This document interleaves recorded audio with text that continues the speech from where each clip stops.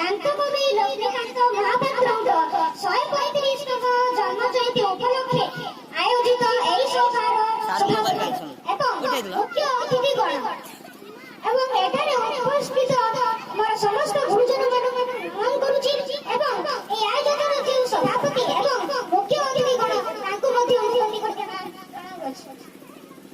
ଆଜି ମୁଁ ଓଡ଼ିଆ ସାହିତ୍ୟର ଉପରେଖ ବଦଳାଇଥିବା ସେହି ଯୁଗାନ୍ତକାରୀ ସାହିତ୍ୟିକ ମଣିଷ ତଥା କାନ୍ତକବି ଲକ୍ଷ୍ମୀକାନ୍ତ ମହାପାତ୍ରଙ୍କ ବିଷୟରେ କିଛି କହିବାକୁ ସୁଯୋଗ ପାଇଥିବାରୁ ନିଜକୁ ଧନ୍ୟ ମନେ କରୁଅଛି।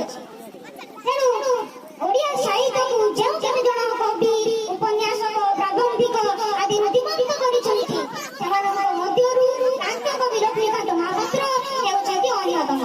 ସେ ଏକା ଧାରାରେ ଥିଲେ କବି କଥାକାର ପ୍ରାବନ୍ଧିକ ସୁସାହିତ୍ୟିକ ଏକତ୍ରିତ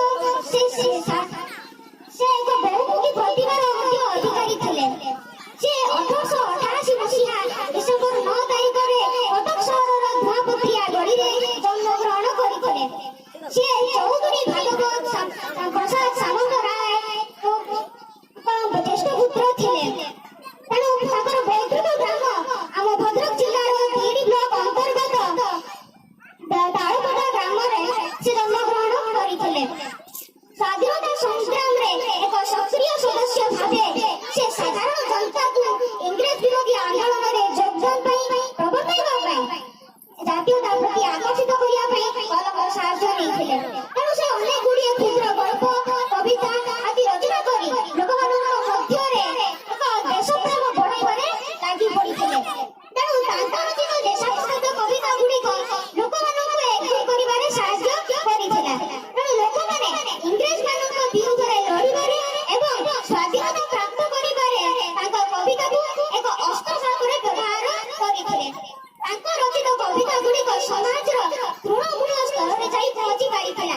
ସେ ଓଡ଼ିଆମାନଙ୍କ ମଧ୍ୟରେ ଅଧିଯାଇଥିବା ଖ୍ୟାତି ପୁରାତନ ପରମ୍ପରାକୁ ଫେରି ଆଣିବା ତଥା ନିଜର ମାତୃଭୂମି ଓ ମାତୃଭାଷା ପ୍ରତି ପ୍ରେମ ଓ ଭକ୍ତି ଜାଗ୍ରତ କରିବା ଏବଂ ଓଡ଼ିଆମାନଙ୍କ ମଧ୍ୟରେ ଏକ ଦୃଢ଼ ଆତ୍ମବିଶ୍ୱାସ ଜାଗ୍ରତ କରିବା ଥିଲା ତାଙ୍କ କବିତାର ପ୍ରଧାନ ଉଦ୍ଦେଶ୍ୟ। ତାଙ୍କ କବିତାରେ ଦେଶ ଓ ଜାତି ପ୍ରେମର ଏକ ଝଲକ ଦେଖିବାକୁ ମିଳେ ଏବଂ ତାଙ୍କ କବିତା ଗୁଡ଼ିକ ସ୍ୱରାଜ ଓ ସ୍ୱଦେଶୀ ଭାବରେ ମଧ୍ୟ ଲେଖାଯାଇଥିଲା। ସେ ଆମର ରାଜନୈତିକ ଅସ୍ଥିରତାକୁ ନେଇ ବା ତାକୁ ଭିତ୍ତି କରି ଅନେକ ଗୁଡ଼ିଏ କବିତା ଲେଖିଥିଲେ।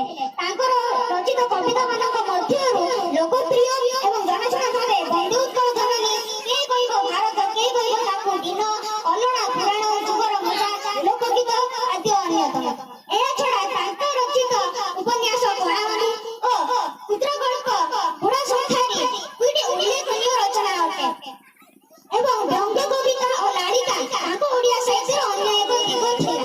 ଯେତେବେଳେ ଓଡ଼ିଆ ସାହିତ୍ୟରେ ପଣ୍ଡିତ ନୀଳକଣ୍ଠ ଦାସ ଏବଂ ଗୋଦାବରୀଶ ମିଶ୍ର ଭଳି ପଥପ୍ରଦର୍ଶକ ମାନେ ଓଡ଼ିଆର ହଜି ଯାଇଥିବା ପୁରୁଣା ଖ୍ୟାତି ଏବଂ ପରମ୍ପରାକୁ ଏବଂ ସମ୍ଭ୍ରାନ୍ତକୁ ନେଇ ବାର୍ତ୍ତାପ୍ରଚାର କରୁଥିଲେ, ସେତେବେଳେ କାନ୍ତକବି ଲକ୍ଷ୍ମୀକାନ୍ତ ମହାପାତ୍ରଙ୍କୁ ଅଧିକରୁ ଅଧିକ ଶକ୍ତିଶାଳୀ ଏବଂ ଦେଶପ୍ରେମୀ ଗୀତ ଲେଖିବାର ପ୍ରେରଣା ଦିଆଯାଉଥିଲା। ସେ ଏକ ମାସିକ ସାହିତ୍ୟ ପତ୍ରିକାର ପ୍ରତିଷ୍ଠାତା ମଧ୍ୟ ଥିଲେ, ତାର ନାମ ହେଉଛି ଗୀତକର।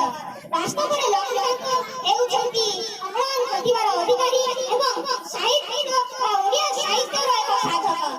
ସେହିଭଳି ଏକ ସାହିତ୍ୟ ପୂଜାରୀଙ୍କ ପାଇଁ ଆଜି ଏ ଓଡ଼ିଆ ଜାତି, ଏ ଓଡ଼ିଆ ମାଟି ତାଙ୍କୁ ଏ ଗର୍ବିତ କରୁଛି। ସେ ସଦା ସର୍ବଦା ଓଡ଼ିଆମାନଙ୍କ ହୃଦୟରେ ଅମର ରହି ନିଜ ଅମର ଦିଗରେ ସମଗ୍ର ଓଡ଼ିଆ ଜାତିକୁ ଆଲୋକ ପ୍ରଦାନ କରୁଥିବେ। ଏତିକି କହି ମୋର ବକ୍ତବ୍ୟ ଶେଷ କରୁଛି।